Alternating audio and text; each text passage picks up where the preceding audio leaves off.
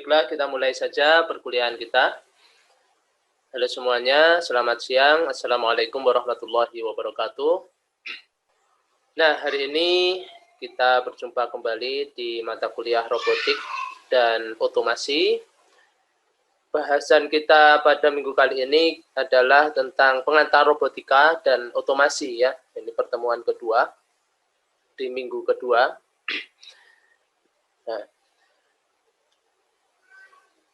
sebelumnya kita sudah membahas tentang kontrak perkuliahan. Saya harap Anda nanti dari kontrak perkuliahan itu bisa mengimplementasikan apa yang sudah menjadi kontrak perkuliahan tersebut. Nah, baiklah, saya akan memulai perkuliahan hari ini. Saya akan share screen. Nah, di dalam kuliah robotika dan otomasi, pada pertemuan kedua ini kita akan membahas tentang pengantar robotika dan otomasi. Kita mengenal dulu apa itu robotika dan otomasi ya. Nah, apa sih sebetulnya robot itu? What is robot? Nah, di sini ada saya sajikan 3 gambar. Ada Robocop, Terminator, dan Predator. Apakah dari ketiganya ini masuk ke dalam robot atau tidak? Nah, nanti kita akan lihat dulu definisi robot itu seperti apa sih. Nah, kalau kita lihat di sini bahwa ketiganya ini bukanlah sebuah robot. Memang secara fisik, secara model ya seperti halnya robot ya. Ini adalah sebuah mesin.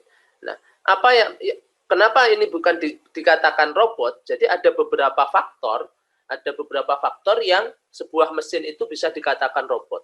Salah satu faktornya adalah bahwa robot itu tidak boleh melukai manusia. Nah, kalau kita melihat dari ketiga gambar ini, apakah robot ini tidak melukai manusia, bisa dibilang robot atau belum? Nah, itu nanti ada beberapa faktor yang akan kita sampaikan di slide berikutnya ya.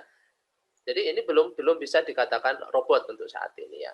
Meskipun seperti Robocop ini membantu polisi misalkan ya, di dalam filmnya itu membantu polisi untuk menegakkan keadilan ya kan.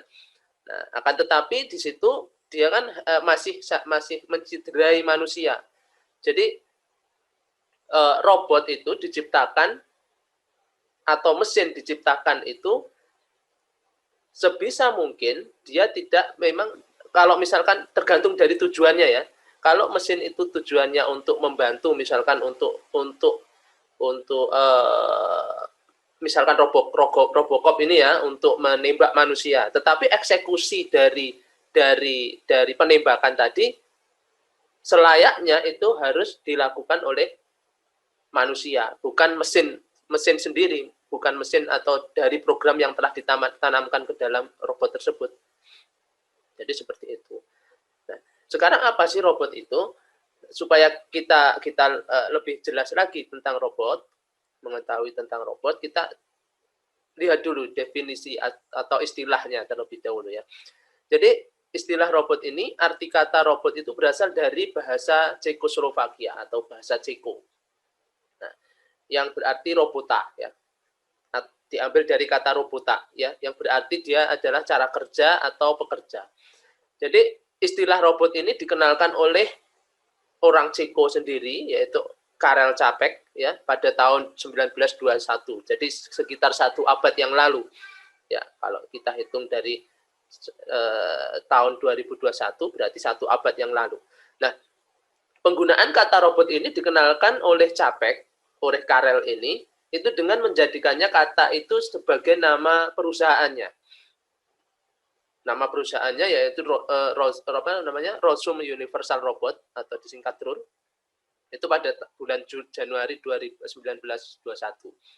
Nah, kata robotik sendiri itu digunakan pertama kali itu di Turnaround yang dipublikasikan oleh Isaac Asimov, yaitu pada tahun 42 dengan publikasi yang dikenalnya dengan iRobot yang dipublikasikan pada tahun 1950. Nah,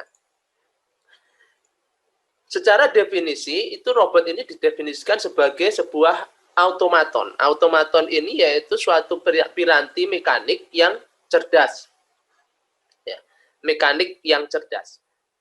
Nah, sedangkan menurut Robotic Industry Association tahun 1985, robot itu didefinisikan sebagai a reprogrammable multifunction manipulator designed to move material, parts, tool, or specialist devices for the performance of various tasks. Ya, ini suatu manipulator, ya,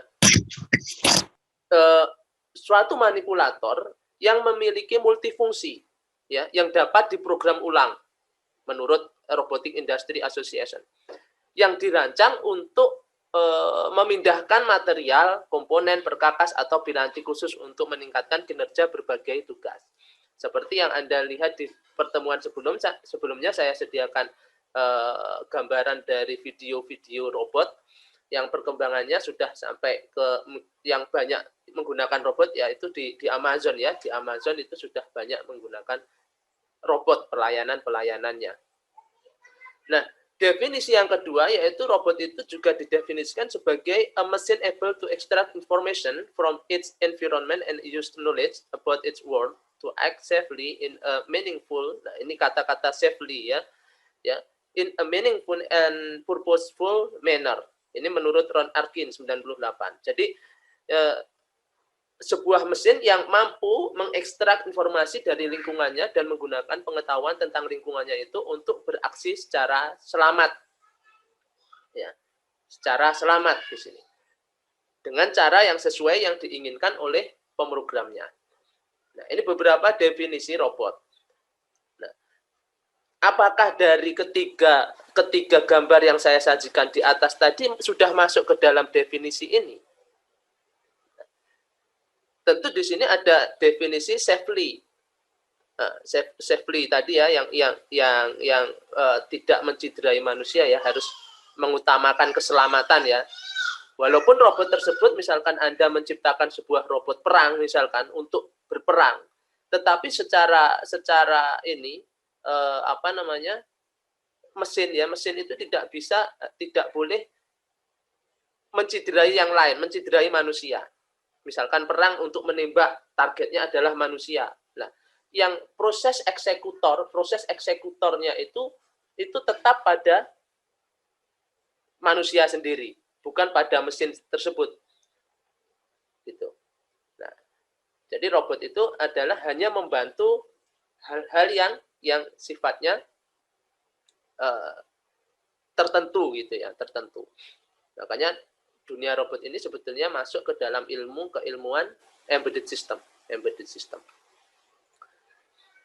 Nah, sedangkan robotika sendiri secara definisi adalah studi mengenai robot yakni sistem yang autonomus, berdiri sendiri, yang berinteraksi dengan lingkungan fisik di sekitarnya. Nah, oleh karena itu, walaupun serupa sistem instrumentasi dan kendalinya itu hanya sebagian kecil saja yang dari studi robotika. Jadi robotika ini ilmunya, ya, jadi cakupannya itu lebih luas. Dia menyangkut pula persepsi, ya. Persepsi ini lebih ke bagaimana robot itu memandang suatu situasi atau lingkungan, gitu kan. Kemudian bagaimana robot itu cara berinteraksi dengan lingkungannya, dan bagaimana robot itu melakukan aksi, ya, bertindak terhadap perubahan lingkungannya. Gitu. Nah, kemudian di sini ada definisi otomasi, itu adalah proses menggunakan mesin fisik, ya, perangkat lunak komputer dan teknologi lain untuk melakukan tugas yang biasanya dilakukan oleh manusia. Jadi tugasnya memang untuk menggantikan yang biasa dilakukan oleh manusia. Nah, di sini ada salah satu tadi yang di awal sudah saya sebutkan, bahwa robot tidak boleh melukai manusia. Nah, ini salah satunya. Jadi ada 3 tujuan aturan robot, ya, aturan robot di sini. Ketika seorang ingin menciptakan robot, bahwa robot itu tidak boleh melukai manusia. Sekalipun itu robot perang. Nah, robot perang, Anda menciptakan robot perang, tetapi eksekutor pengendali bahwa robot itu akan menembak, itu kendalinya ada di manusia sendiri. Jadi tidak bisa robot itu, oh di sana ada target musuh, nah, langsung tembak gitu. Tidak bisa seperti itu. Kita menciptakan robot tidak semacam itu. Nah, jadi pertama adalah tidak boleh melukai manusia, kedua adalah robot harus mengikuti perintah manusia, ya, robot itu harus mengikuti perintah manusia, kecuali kalau bertentangan dengan nomor 1. Ya. Kemudian nomor 3 adalah robot harus menjaga eksistensinya, kecuali kalau bertentangan dengan nomor 1 dan 2. Nah, itu aturan robot. Nah, di sini ada klasifikasi kemampuan robot, ya. Klasifikasi kemampuan robot. Yang pertama, bisa mendapatkan informasi dari sekelilingnya. Kemudian bisa melakukan sesuatu secara fisik seperti bergerak atau memanipulasi objek. Jadi untuk dapat diklasifikasikan sebagai robot ini, maka robot itu harus memiliki dua kemampuan ini, dua macam kemampuan, ya. Ya, untuk dapat dikatakan sebagai robot ini, sebuah sistem itu tidak perlu untuk meniru semua tingkah laku manusia. Jadi robot itu tidak perlu, kita membuat robot tidak perlu meniru semua tingkah laku manusia. Namun suatu sistem tersebut dapat mengadopsi satu atau dua dari sistem yang ada pada diri manusia saja. Itu sudah dikatakan robot. Anda membuat robot yang bisa meniru satu gerakan tangan saja, itu sudah canggih. Ya. Karena kepresisian satu gerakan itu saja, itu sudah rumit. Misalkan lengan robot, ya, atau robot manipulator istilahnya di sana, itu harus ada perhitungan matematika, perhitungan sudut geraknya bagaimana, ya kan? Jadi seperti itu. Jadi sistem yang diadopsi itu dapat berupa sistem penglihatan, ya, robot bagian sistem penglihatan, sistem pendengaran, atau sistem gerak. Jadi kalau kita membuat satu robot utuh, misalkan Asimo gitu, ya, itu sebetulnya ada beberapa engineer. Ada di bagian mekanik, ada di bagian sensor, ada di bagian program. Nah, itu dari kumpulan dari beberapa engineer.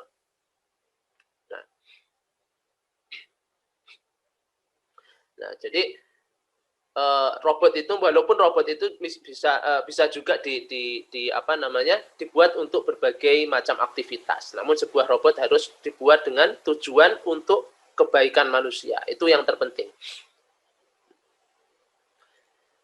Nah, tujuan dibuat robot yang pertama yaitu untuk meningkatkan produksi melalui otomasi di industri. Nah, ini apa saja? Di situ ada menciptakan tenaga kerja yang berkinerja tinggi dan dapat bekerja 24 jam. Karena tuntutan zaman, ya, tuntutan zaman semacam ini tentu produktivitas semakin tinggi. Nah, kemudian untuk menjalankan pekerjaan yang memerlukan ketelitian tinggi. Nah, kira-kira dari poin yang kedua ini, apakah robot itu bisa bekerja dengan ketelitian tinggi? Kira-kira antara mesin dengan manusia itu lebih teliti mana?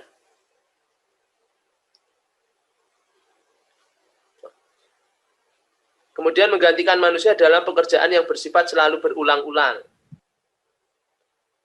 Nah, tentu kalau kita bicara ketelitian, mesin itu kan dapat bekerja 24 jam, non-stop. Kalau sudah diprogram untuk memasang baut misalkan, tentu itu akan terus memasang terus dan ketelitiannya pun tidak akan pernah surut dalam batas waktu yang telah ditentukan, gitu kan. Nah, beda dengan manusia kan perlu bekerja, perlu istirahat, gitu kan. Ada beberapa terkadang kalau kita belajar misalkan, belajar kan perlu teliti, mengerjakan satu soal aja perlu ketelitian. Berapa menit sih fokusnya di sana. Kemudian tujuan dibuat robot itu sebagai alat bantu manusia dalam melakukan eksperimen ilmiah di luar angkasa. Itu salah satunya juga. Nah, kemudian untuk dapat bekerja pada tempat yang berbahaya bagi manusia, daerah radioaktif, daerah dengan tekanan udara maupun air yang tinggi, dekat dengan bahan kimia berbahaya, dan lain sebagainya. Lalu sebagai media entertainment, hiburan bagi manusia, ini contoh robotnya apa? Asimo, terus kemudian robot Aibo, dan lain sebagainya. Sebagai penyalur hobi, dan lain sebagainya. Gitu ya. Itu tujuan dari robot. Nah, beberapa kegunaan robot sendiri itu ada biasanya digunakan untuk tugas yang berat. Kemudian berbahaya, pekerjaan yang berulang-ulang dan kotor, ya. Ekskavator itu juga disebut robot yang dikontrol, jadi tidak bekerja mandiri, ya. Terus kemudian biasanya kebanyakan robot industri ini digunakan dalam bidang produksi, kemudian pembersihan limbah beracun, penjelajahan bawah air dan luar angkasa, kemudian ada pertambangan, pekerjaan cari atau menolong, ya, search and rescue, dan untuk pencarian tambang, ya. Dan belakangan ini robot itu mulai memasuki pasaran konsumen di bidang hiburan, dan alat pembantu rumah tangga seperti penyedot debu, pemotong rumput itu sudah saat ini sudah dikembangkan ke arah sana. Robot terbang, robot pemadam api, ya itu sudah ke rumah tangga, ranah rumah tangga. Nah sebetulnya sejarah dari perkembangan robot itu dimulai dari mana sih? Walaupun robot itu diambil dari kata Cekoslovakia, yaitu robota, tapi sejarah perkembangan robot itu diawali dari jam gajah otomatis karya Al-Jaziri. Jadi orang Muslim yang menjadi pelopor robot itu orang Muslim di sini. Ya. Ini sangat terkenal sekali ini. Jadi mesin ini diciptakan dengan kecanggihan yang jauh melampaui karya-karya penemu lain di zamannya. Ya. Kalau kita lihat selain tampilannya luar di sini ya, tampilan luarnya yang sangat indah dan menarik, itu bagian di dalam mesin ini itu merupakan pusat kesanggihannya. Ya.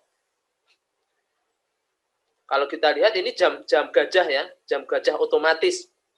Nah, pada bagian perut gajahnya sendiri itu ternyata merupakan sebuah tangki air, tangki berisi air dengan ukuran volume tertentu, tergantung besar gajahnya, ya. Jadi di situ terdapat mangkuk air yang memiliki lubang, mangkuk air yang memiliki berperforasi atau memiliki lubang, di mana di situ mangkuk itu yang bekerja menggunakan sistem Archimedes, prinsip Archimedes. Sehingga mangkuk tadi itu berisolasi di sekitar tepinya ya, dan tidak tenggelam secara vertikal. Kemudian sistem kerjanya dari robot ini ya, mangkuk yang mengambang tadi pada tangki air itu memiliki sebuah lubang kecil yang secara bertahap itu akan berisi air. Lambat laun mangkuk itu akan secara bersamaan tenggelam dan kemudian miring. Dalam proses tenggelamnya ini, mangkuk itu akan menarik 3 buah tali yang terhubung dengan mekanisme yang mengontrol 30 bola yang akan dijatuhkan satu persatu dari menara atas gajah. Jadi setiap setengah jam sekali, setiap setengah jam dia akan menjatuhkan, mengontrol 30 bola tadi. Nah, jadi inspirasi ini pembuka inspirasi bagi dunia ya. Tak lama setelah penemuan ini, itu konsep robotik itu yang pertama kali dikenalnya yaitu segera dikembangkan di Eropa. Barulah dia orang-orang Eropa mulai mengadopsi sistem ini. Makanya banyak juga ya karya-karya jenius lainnya di bidang permesinan oleh Al-Jaziri ini, kemudian diadopsi oleh orang Eropa, seperti halnya dari jam gajah ini aja sudah sudah diproduksi atau diadopsi oleh orang di negeri Swiss yang terkenal dengan produksi jamnya, gitu kan. Ini dimulai dari jam gajah, bukan dari Ceko sendiri. Kemudian dilanjutkan pada tahun 1770 itu Pierre Jacques Quadros, seorang pembuat jam berkebangsaan Swiss, ya. Ini membuat 3 boneka mekanis. Nah, di sini uniknya dari boneka itu dapat melakukan fungsi spesifik.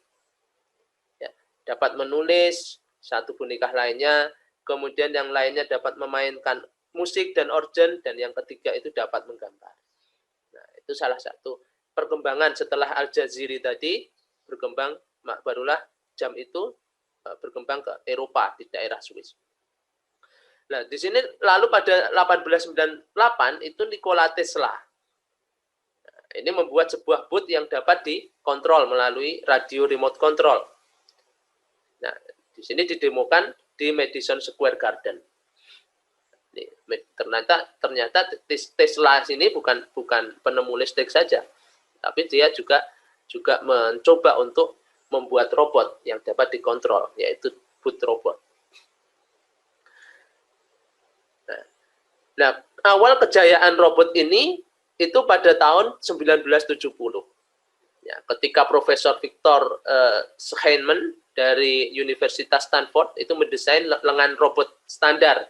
Nah, lengan robot standar pertama kali yang sampai saat ini konfigurasi kinematikanya itu dikenal sebagai standar lengan robot. Konfigurasi kinematikanya. Ini ada perhitungan kinematika. Nanti akan kita bahas di pertemuan selanjutnya.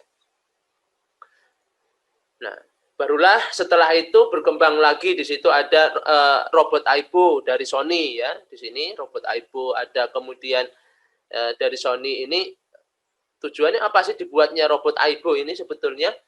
Kalau kita lihat di latar belakangnya sih, robot Aibo ini dibuat untuk menggantikan anjing, ya. Untuk keamanan rumah tangga di sini. Jadi kemampuan Aibo ini dapat menyimpan foto wajah, ya, dan nama seseorang hingga 10 orang gitu. Kemampuan Aibo. Lalu mengirimkan gambarnya itu ke gawai atau ke perangkat jarak jauh, ya, seperti ponsel pintar, kemudian ke laptop dan lain sebagainya. Lalu perkembangan sendiri selanjutnya adalah robot Asimo di situ. Kemudian di sini prototipe mekanik penggerak mesin pelubang PCB, ya, yang digerakkan oleh PC komputer. Kemudian ada robot Asimo di sini, ya. Asimo itu akronimnya dari Advanced Step in Innovative Mobility. Kemudian di sini ada robot Now. Nah, robot Now ini yang umum dipakai untuk riset biasanya, untuk riset, untuk menanamkan algoritma, bagaimana algoritma yang kita buat ini jika diterapkan di human robot seperti ini, robot Now ini pergerakannya. Ini besarnya kalau nggak salah tingginya hanya sekitar 30 sampai 50 cm. Ya, dan harganya pun mahal, jutaan, puluhan juta ini. Nah, ini perkembangan robot. Sampai saat ini ada robot vacuum cleaner, kemudian robot untuk membantu rumah tangga yang lain, ya, dan lain sebagainya, untuk pemotong rumput dan lain sebagainya. Nah, di sini ada klasifikasi robot. Klasifikasi pertama itu ada robot industri, kemudian ada service robot, ya. Service robot ini berupa human need yang membutuhkan manusia, atau equipment need, ya. Equipment need, ya. Jadi equipment need ini tidak berkontak langsung dengan manusia. Kemudian ada klasifikasi yang kedua, fixed robot dan mobile robot. Mobile robot ini bukan robot mobil, ya, tapi robot bergerak istilahnya. Robot bergerak. Nah, fixed robot ini biasanya robot manipulator yang berada di industri. ya, lengan robot untuk membantu dalam pemasangan baut atau membuat membantu dalam industrial gitu ya. Kemudian ada mobil robot itu wheel robot, robot beroda ataupun robot berlengan. Nah, itu. Ini klasifikasi robot. Nah, ada beberapa macam robot, itu robot beroda semacam ini. Ya, jadi pergerakannya dia menggunakan roda. Ada robot jaringan. Robot jaringan ini berarti dia bagaimana cara berkomunikasi robot itu dengan robot yang satunya. Jadi komunikasi antar robot itu terjalin. Ini robot jaringan namanya. Kemudian ada robot humanoid semacam Asimo, ya kan? Ada robot berkaki semacam ini. Kemudian underwater robot ya, untuk menjelajah dalam air. Lalu ada robot animal yang memiliki model seperti hewan, ya. Flying robot, drone yang saat ini banyak sekali digunakan oleh manusia. Kemudian ada robot manipulator semacam ini ya. Jadi pelubang PCB itu tadi juga masuk ke dalam robot manipulator. Robot manipulator yang memiliki lengan biasanya, robot manipulator. Nah, di sini robot mobile. Robot mobile ini ya konstruksi robot yang ciri khasnya itu mempunyai aktuator berupa roda ataupun lengan sebetulnya ya. Robot mobile. Ini mobile ini kalau ini bergerak kan. Mobile robot ini yang ciri khasnya mempunyai aktuator berupa roda untuk menggerakkan keseluruhan badan robot tersebut. Sehingga robot roda tersebut dapat melakukan perpindahan posisi dari satu titik ke titik yang lain. Dan untuk dapat membuat sebuah robot mobile minimal itu diperlukan pengetahuan tentang mikrokontroler pertama, kemudian sensor, kemudian aktuator. Nah, 3 hal ini yang terpenting yang mungkin harus dipahami di bidang elektronika, ya gitu kan. Aktuator itu hanya yang terpenting adalah mikrokontroler dan sensor. Ada elektronika. Aktuator dan mekanik itu tentu lebih banyak ke mesin. Nah, kemudian ada base robot mobile itu dapat dengan mudah dibuat dengan menggunakan plywood atau triplek, meskipun agak ringkih gitu ya. Jadi akrilik sampai menggunakan logam, bisa akrilik, bisa sampai ke logam aluminium gitu. Nah, kemudian robot jaringan ini itu pendekatan baru di sini ya, pendekatan baru untuk melakukan kontrol robot menggunakan jaringan internet atau bagaimana robot tersebut dapat berkomunikasi dengan robot lainnya. Ya. Jadi perkembangan robot jaringan ini dipicu oleh kemajuan jaringan dan internet yang saat ini sangat pesat sekali. Ya, dengan koneksi jaringan, proses kontrol dan monitoring termasuk akuisisi data itu bila ada ya seluruhnya dilakukan melalui jaringan. Jadi koneksinya bisa dilakukan secara nirkabel di sini. Kemudian robot humanoid. Nah, robot ini memiliki kemampuan menyerupai manusia, baik fungsi maupun cara bertindaknya. Contoh robot ini bisa Asimo yang dikembangkan oleh Honda. Yang jelas kita membuat robot itu untuk saat ini definisi robot itu bukan seperti Robocop ataupun Terminator dan lain sebagainya yang mencelakai manusia gitu kan. Jadi ada 3 aturan pokok tadi yang harus dipegang di dalam membuat robot. Ada lagi di sini ada tahun 2007 ya, itu ada robot Kojiro yang dikembangkan oleh Musculoskeletal gitu ya. Robot Kojiro. Kemudian robot berkaki. Ya, ini juga masuk ke dalam mobile robot, hanya saja dalam bergeraknya itu menggunakan kaki, dalam perpindahannya itu menggunakan kaki. Seperti kaki hewan, manusia, ya, mampu melangkah. Gitu. Lalu underwater robot itu digunakan di bawah laut untuk memonitoring kondisi bawah laut, misalkan untuk mencari GVR ya, atau FDR. dari suatu pesawat yang jatuh misalkan, itu menggunakan robot air. Jadi ada beberapa untuk kerja robot yang perlu diketahui, yaitu pertama adalah resolusi perubahan geraknya, kemudian akurasi, besarnya penyimpangan, repeatability, kemampuan robot itu dapat mengerjakan dapat mengerjakan pekerjaannya secara berulang, kemudian ada fleksibilitas, apa kelebihan dari robot tersebut. Nah, jadi hal ini pun tergantung kepada pemrogram dalam merencanakan pola sesuai kebutuhan. Dan harus disesuaikan dengan kondisi mekaniknya, tujuannya. Jadi kan setiap kita membuat robot itu tentu harus ditentukan dulu tujuannya, supaya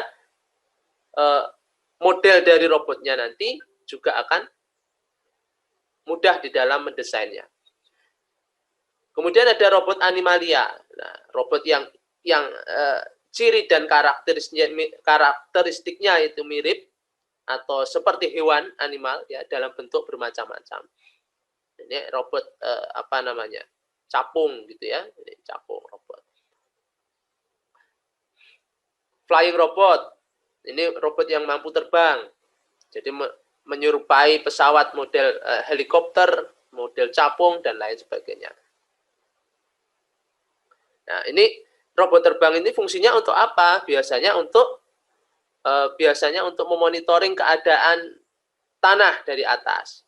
Misalkan kemudian untuk meneruskan komunikasi, paket data komunikasi. Itu juga masuk ke dalam ini bisa bermanfaat untuk itu. Nah, ini salah satu contoh robot manipulator. Jadi robot manipulator ini robot ini hanya memiliki satu tangan, ya, seperti tangan manusia yang fungsinya untuk memegang atau memindahkan barang. Contoh robot las, robot pelubang PCB tadi ya, untuk ngelas di industri, ya, untuk merakit elektronik tadi seperti halnya melubang PCB tadi dan lain sebagainya. Ini salah satu contoh robot manipulator. Nah, analoginya bagaimana? Analogi kita bisa menggambarkan analogi dari robot itu sebagaimana fungsi dari organ manusia ya. Kita manusia sebagaimana kita sebagai manusia itu berfungsi. Nah, yang pertama di sini robot itu harus mendapatkan masukan dari indera, ya, dari indera robot itu apa? Ya sensor tadi. Gitu. Nah, ini analoginya robot itu meniru makhluk hidup atau meniru manusia. Nah, kemudian ada otaknya. Otaknya itu apa? Mikroprosesor. Ya. Untuk memproses informasi yang didapat dari indera, dari sensor-sensor tadi. Nah, barulah nanti dari data yang diperoleh dari sensor tadi, kemudian diproses oleh mikroprosesor, informasi yang didapatnya, barulah perilakunya itu digerakkan dengan yang namanya aktuator atau dengan banyak sekali nanti kita akan kenalkan macam-macam aktuator. Nah, bagaimana perilaku robot tersebut dari informasi yang telah ditangkap melalui sensor. Jadi ini analoginya adalah kita seperti halnya manusia, mendapatkan sensor, entah itu sensor mata, sensor macam-macam sensornya.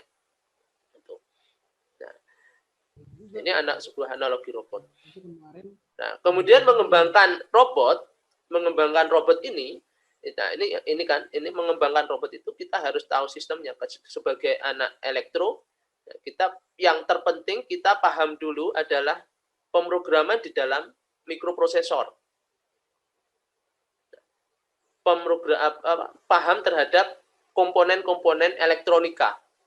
Ya, membangun robot itu ada MPU, mikroprosesor atau microcontroller, kemudian ada sensor-sensor, ya, sensor, kemudian ada aktuator berupa motor, entah itu model konsep hidrolik dan lain sebagainya, ya, ada driver.